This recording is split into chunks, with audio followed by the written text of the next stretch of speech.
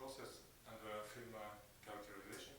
This is collaboration work between several groups from CERN and as well together with EPFL from the microscopy point of view. This is an outline of my talk.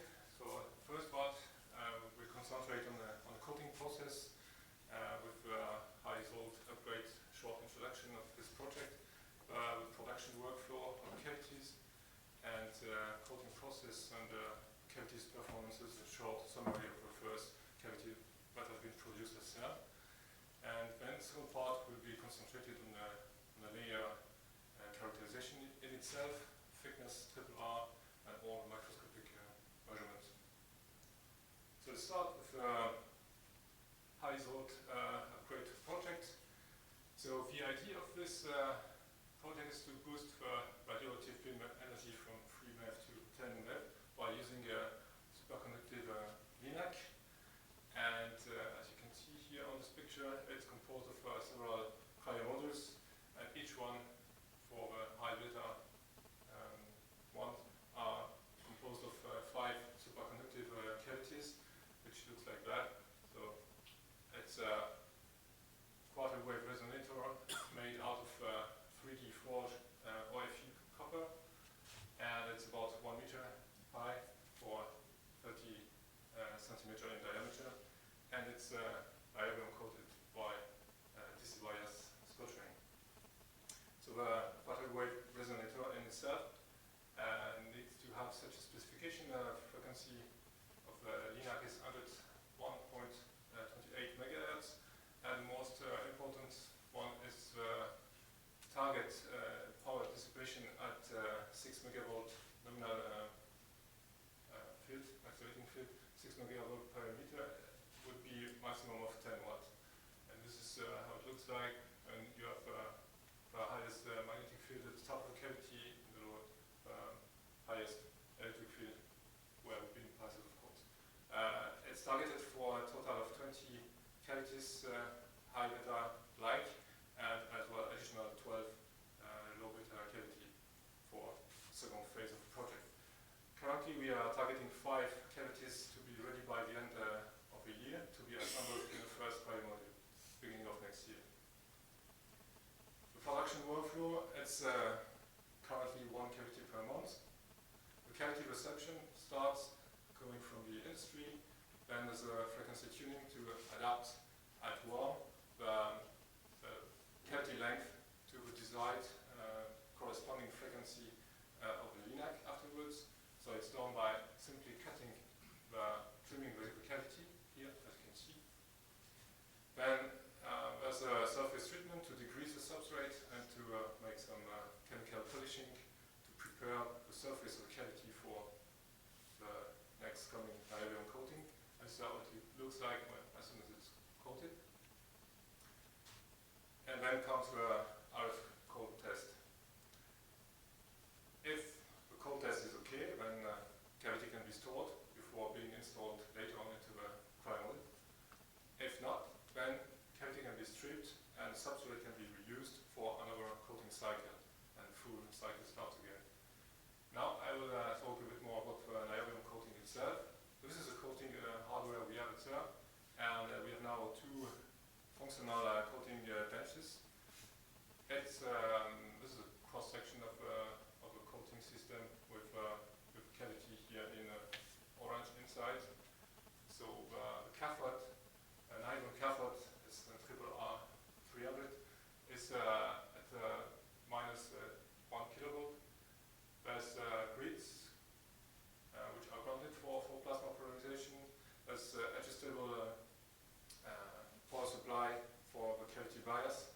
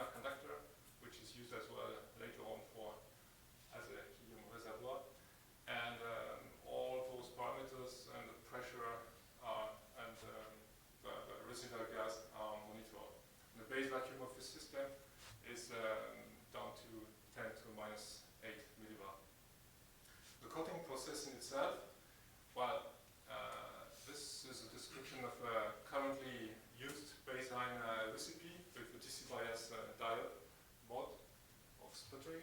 So on this plot you can see in blue there it's a power of the cathode. So there's a ramp up in 3 minutes to 8 kilowatt, and this is done at a pressure of 0.2 millibar, and used sputtering gas is argon. The cavity is biased currently to minus 80 volt, and as you can see here on the black and red curves, which corresponds to inner conductor and outer conductor temperature. Temperature is rising from 300 degree up to 620 degree, where we stop the plasma there after about 25 minutes of process, not to exceed the breakout temperature of the cavity and to release some more impurities while making the coating. Now, as we have only 25 minutes of coating, well, it's not sufficient to get the thickness you need for a proper cavity, and that's why we need to make the full coating in 14 runs. So the question is it a multi-layer or not?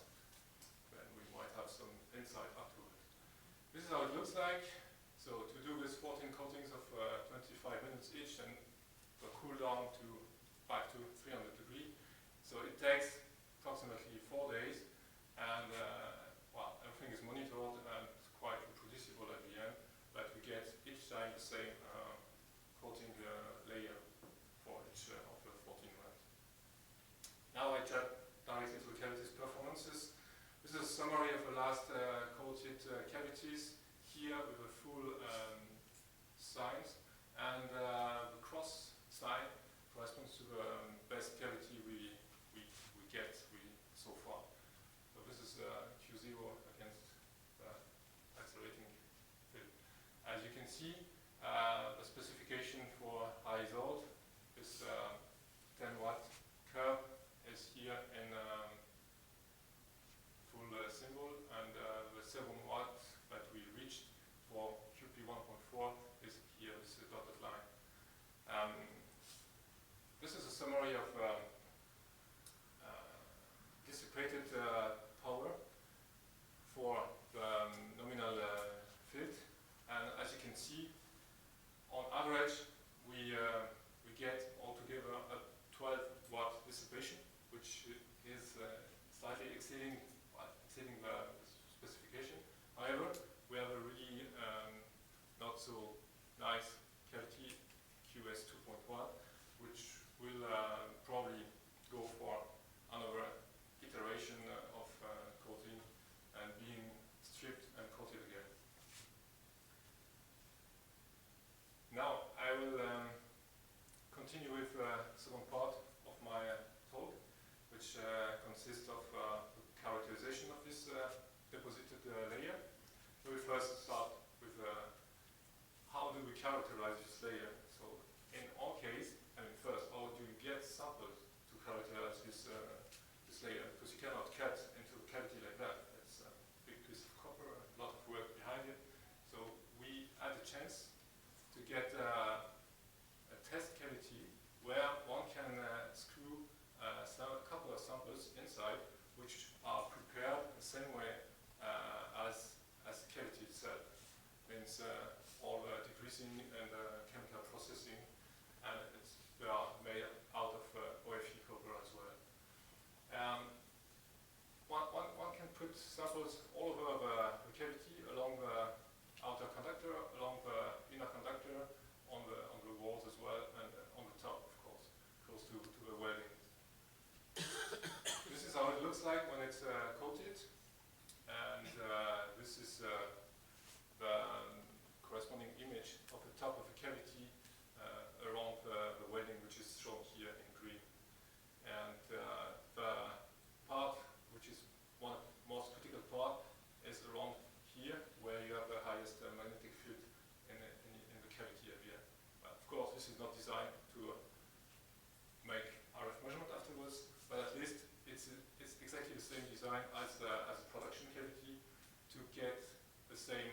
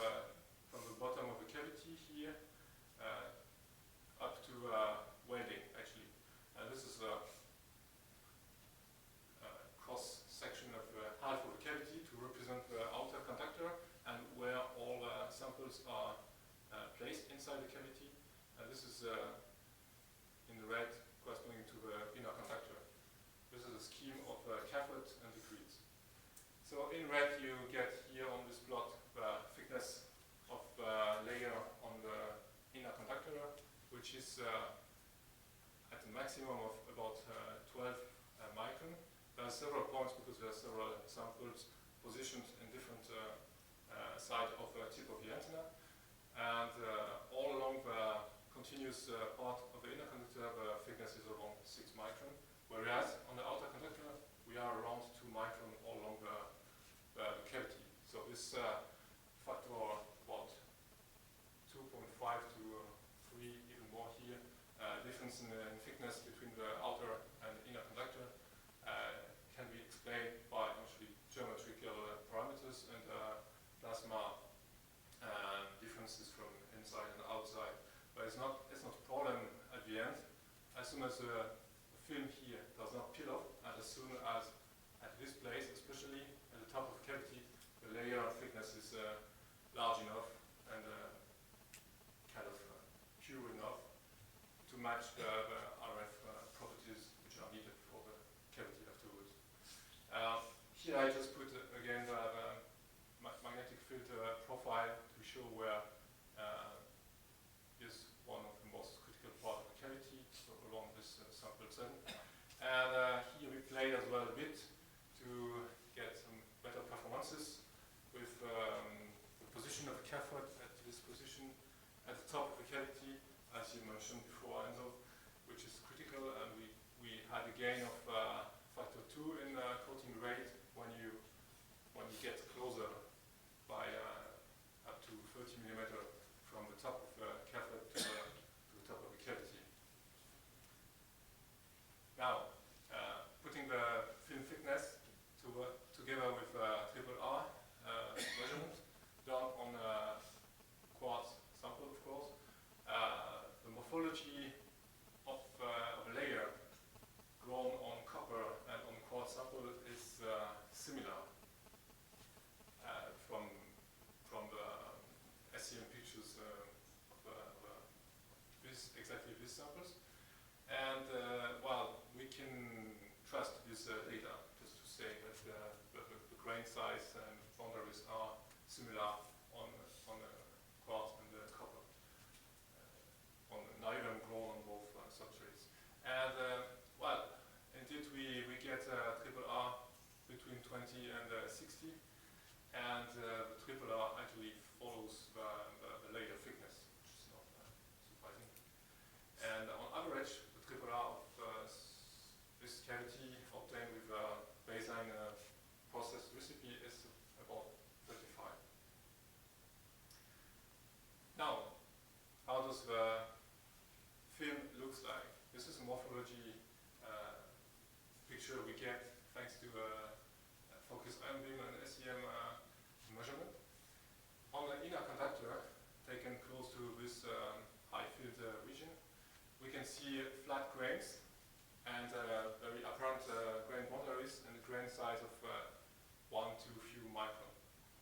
On the contrary, on the outer conductor, also due to difference of thickness, the morphology of the layer is quite different and composed of very fine plate-like structures with a grain size of the order of 100 nanometer.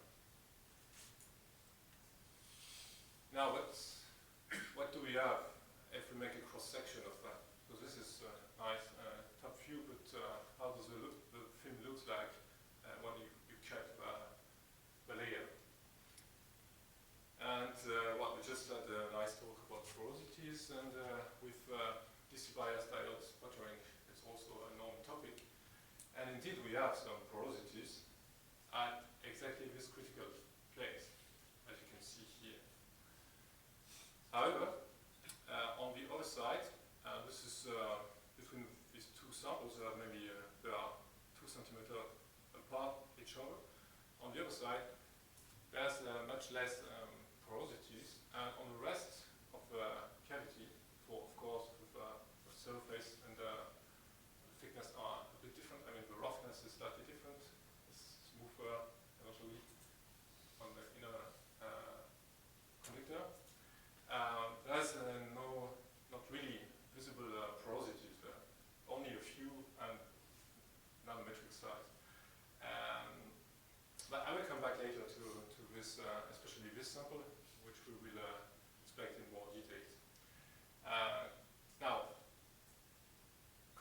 this story about multi-layer, and is if we do multi-layer coating when you do 14 coatings of the same kind. It's an interesting question. So first, you can see that there is still, if I make a zoom on this sample, close to the interface with copper, after a few nanometer, a few tenths of nanometer, you can see those porosities. But what is interesting is, well, there's different contrast, and it looks like there's kind of layers. For the grains are going through some way. And the question is this really layers, and can we see some more at different places? But as you can see, there's still some columnar structure of the grains, and there's no real interface in between which are visible. It's difficult to say, and it's something that we keep on working to identify this in more detail. Now, let me continue on this E9 sample and its porosities. Well, we were a bit surprised, and we wanted to see what are those porosities and how they look like, and try to quantify them in a way. So the idea, in collaboration with EPFL people, was to make a field tomography of sample E9. And that's what we did indeed. They spent 16 hours to mill the layer and get out of this 788 images. This is just how it looks like out of 300, let's say, slice of 7.8 nanometer. And as you can see, there's pores, quite a lot of pores. And altogether, out of this picture, if you make a crop and then you calculate, you isolate this black holes, so to say, the porosities there, you can extract them thanks to ImageG software and get such a pore reconstruction scheme and quantify them. And in that case, it was about 1% pore per point fraction, which is a lot. So that's clearly something we have to work on. Let me continue now, still with this E9 sample, on the aspect of composition. What do we have at this place, apart of pores and niobium, hopefully? We did this investigation thanks to 10 lamella cut out of this E9 sample, and this is what you get with EDS analysis of your sample. So in green, it's a copper substrate. In red, pink, it's a niobium, and in blue, it's oxygen. So it's like there's an oxygen layer at the top of niobium, and as well around the different porosities. Where do those coppers, excuse me? Copper substrate is in green here. It's in green, okay. And well, question is still open if here there's also an oxide layer.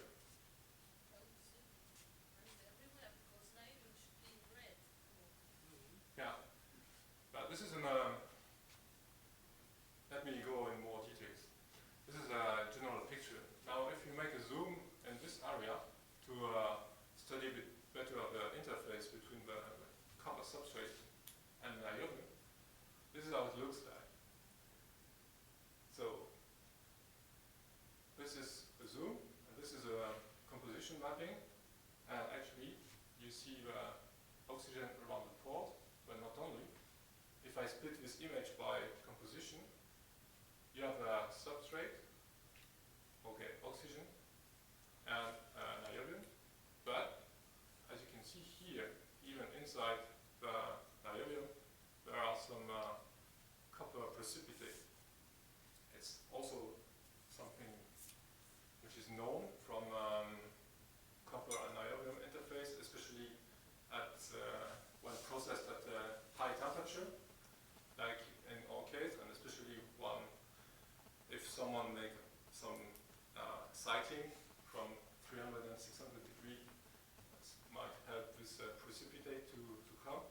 And it's still very close to the substrate.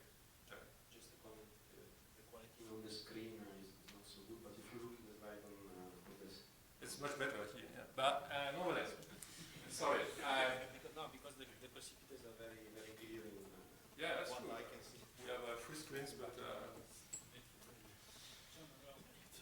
don't worry. I will make now. If you make a line scan in this area, it's much smaller. But if you come closer, then you can see it. Sorry. So another way to see it in a more easy way for you. If one make a line scan along the interface here, and you can see the signal of copper, which is increasing from the substrate side, and then increasing again close to the precipitate here, while oxygen is fluctuating and the niobium is becoming. I mean, as soon as it's in the film, it's most important species. It's a bit noisy because we did not get the average picture of this line scan so far. So sorry for the fluctuation. Nonetheless, the signal is real and is here. And one can do also more focused analysis of this by making EDS analysis of a precipitate in itself. And one can see the copper signal at 8 keV, and this spectra has shown atomic composition of up to 28% of copper at this position. Finally, we also did some orientation mapping on the same sample to investigate a bit more of the grain crystallographic orientation. And this is what you get thanks to this collection of precision electron diffraction patterns. You make a scan, you make one diffraction pattern every 5 nanometer all over your sample, and each time you make a calculation based on a simulated template to evaluate the orientation of your grain. And this is what you get at the end. This colorful picture referring to this crystallographic orientation plan. So as you can see, there's no specific or preferential orientation of our niobium layer grains here. This brings me to summary of this talk. So at CERN now, for the production of HIE-ISOLDE cavities, we have a well-defined and reproducible coating baseline recipe and workflow. And we are able to achieve up to 1 cavity per month, probably more, as soon as we get the proper number of substrate from industry. And we are confident that we will match the target of getting the 5 cavities in specs for the installation trial at the beginning of next year. The coating has been well characterized thanks to the test cavity that has been built at CERN. And for the uniformity of the thickness is not the best. It gives a good RRR value of 35, and grain size, depending on the thickness of the layer, range between 200 nanometer to a few micron. One nice observation that was highlighted thanks to FIB cross-section images is this 1% volume porosities. It's bad news, but at least it shows that there's still rooms for improvement with this kind of technology, assuming the shape and the geometry of such a substrate. We will work on that. There's some presence of oxygen enrichment close to the interface and to porosities, and the TEM EDS measurement helps to identify some copper precipitate close to the interface with the niobium film. Some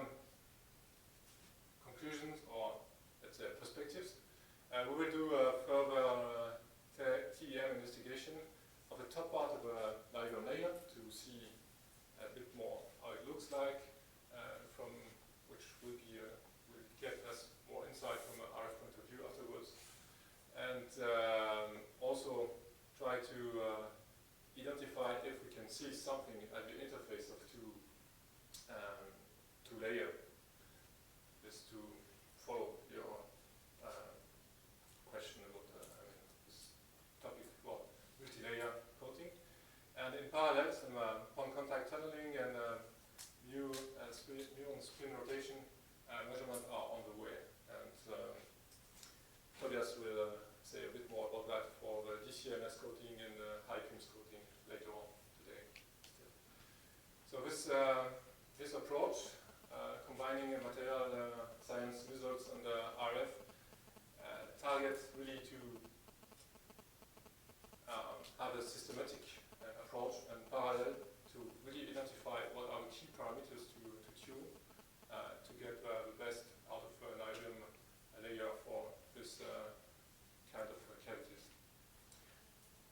And I just like to thank you for your attention, and really like to acknowledge Barbara and Brian, Duncan, and Marco from CERN and from EPFL, who have a huge contribution in this talk for all the microscopy measurements that have been done so far.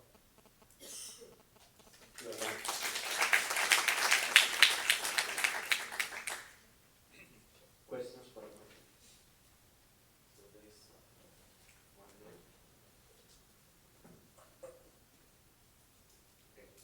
Okay, yeah, I have some comment about the interface you saw in the SEM pictures, and you saw also in the EDX measurements.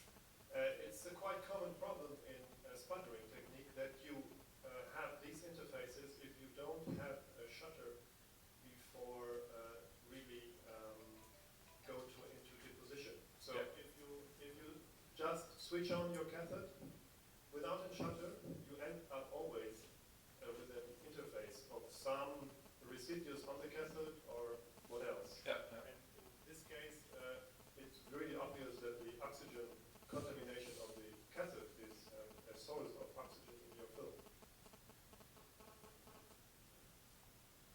Yes, but I mean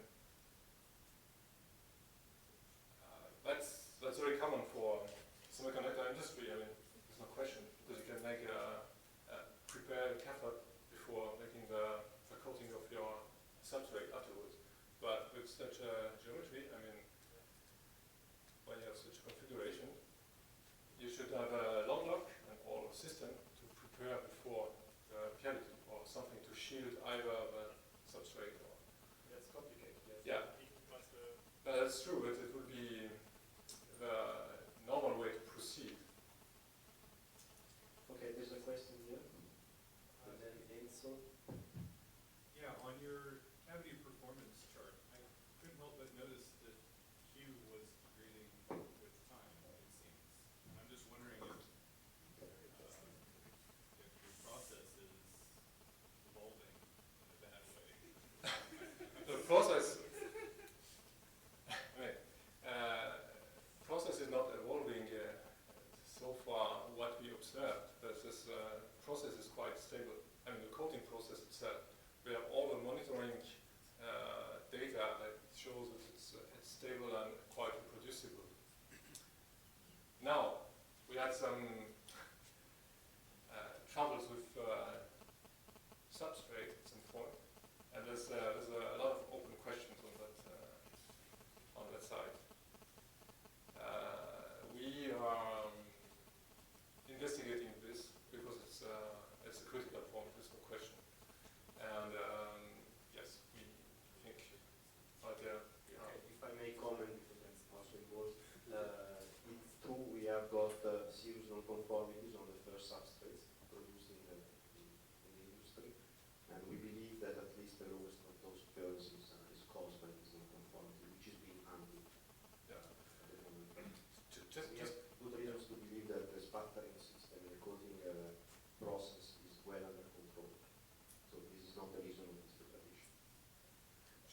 to mention that here I put different surname of this cavity. This is a test prototype. This is prototype 2. This is prototype 3.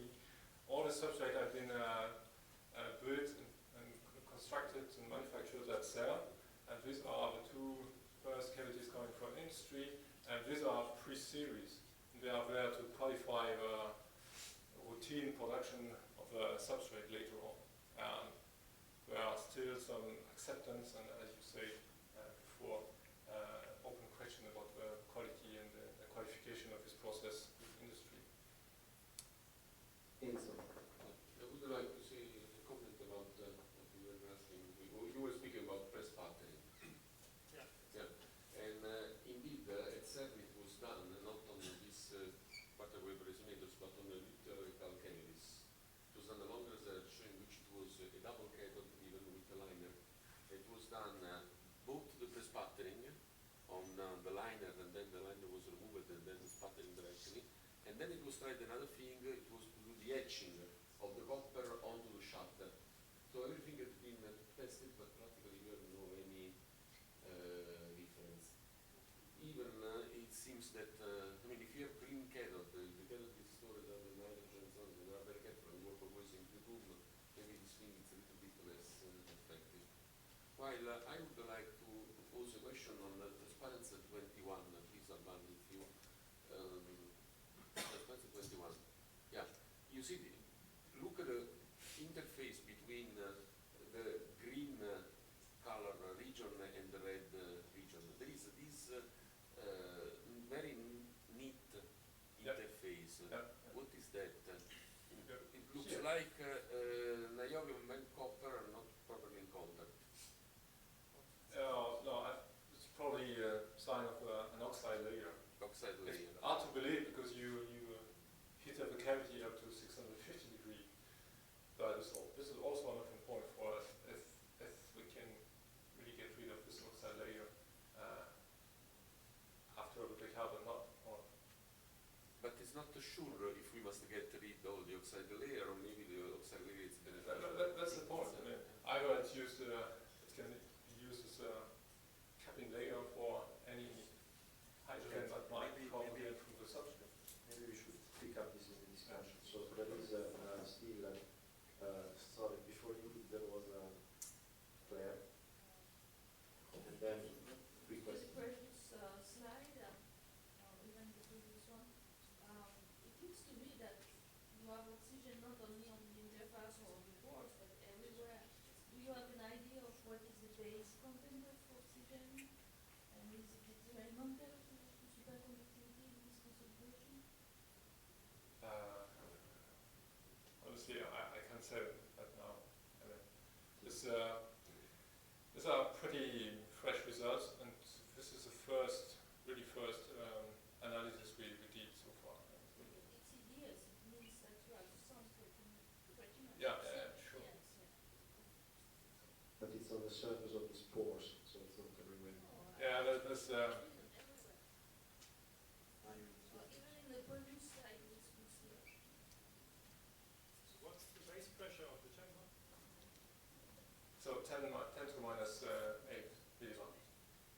Okay, there is a last question here, and then we have to move to the next talk. One thing. You showed the worst sample, yes? Yeah, sure. But do you see the same in the good one? Do you see this? Have you looked at? No, that's what we will do. For instance, here we will make we have already a TM lamella, and it's just a question of time and availability of a system to measure it. It will be done in the next weeks, actually. Because if you don't see the amount of oxygen, Yeah, that's then all these that the cathode wasn't clean and it won't be valid anymore. Hmm. But the other question I've got from when you've done the EDS analysis, is this done all in one go? The sample never came out, or been prepared somewhere else and then looked at in analysis? you mean from picking the sample out of the cavity and bringing it to No, when you took it, when you did the cross section. yeah. I presume Sorry. FIB or something. Yeah, with it, yeah. Is it all done in one